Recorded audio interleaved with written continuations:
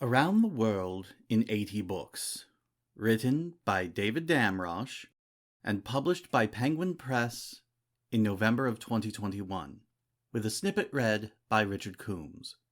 It is available for checkout right now at the Alice Pendleton Library.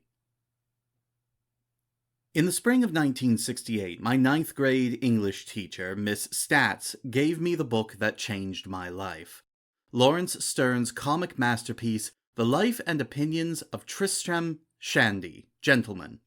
I put aside The Lord of the Rings, which I was reading for the 6th or 7th time, and fell into an entirely new world. Not only the lively landscape of 18th century England, with its snuff boxes and horse-drawn carriages, its fops, rakes, and glances half hidden behind lacy fans, but also a fictional realm that I'd never imagined. Sterne revealed in the infinite possibilities of the modern novel a form so new that its very name announced its novelty. He loved to interrupt his narrative with black or marbled pages, and he inserted a dedication 8 chapters in, offered for sale to the highest bidder. Sterne poured the entire world into his tale of the Shandy family's misadventures, in a heady mix of social satire and philosophical speculation, enlivened by verbal hijinks and sly sexual innuendo. I was entranced. Where had such writing been all my life? All 15 years of it. Where could I find more books like it? Tristram himself served as my guide. Among the many opinions that crowd his life story, he speaks at one point of "my dear Rabelais" and "dearer Cervantes." I didn't know anything about either of these gentlemen, but if they were good enough for Tristram Shandy, they'd be good enough for me. In the bookstore next to my school bus stop, I found the thick black Penguin paperbacks of Gargantua and Pantagruel and Don Quixote, in the solid translations of that era by J.M. Cohen. Both authors more than lived up to their billing, and by midsummer I was hungry for more. But where to go next? Anticipating Amazon's algorithms today, at the back of their books, Penguin offered a selection of titles likely to appeal to readers of the book they'd just finished. I was eager to find another rollicking Rabelaisian satire, so I settled on a likely title, The Divine Comedy. I soon discovered that Dante's visionary epic wasn't exactly the knee-slapper I'd been hoping for, but his cosmic vision and his melancholy eloquence drew me in. As summer waned and the new responsibilities of 10th grade approached, I decided that I was ready for another deeply serious and otherworldly work.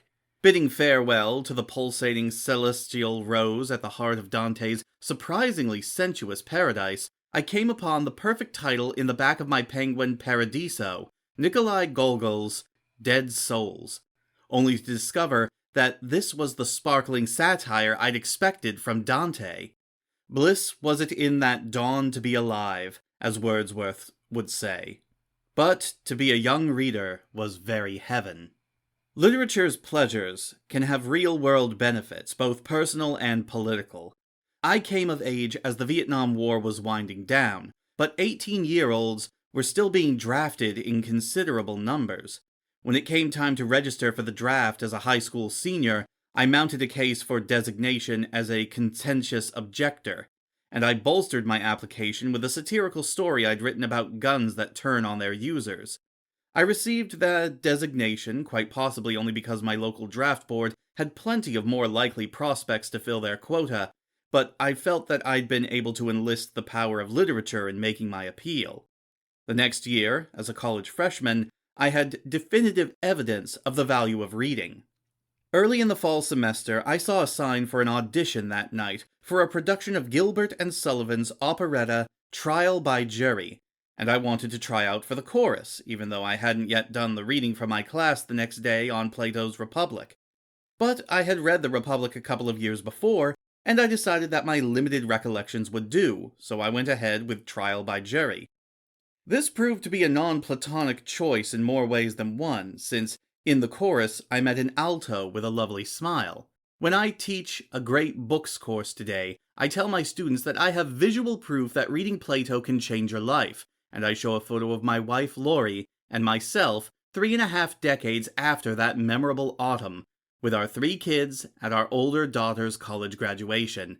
Our life's journey began thanks to reading Plato, or more precisely, thanks to having read Plato. We never know when a book may prove to be a life-changing experience.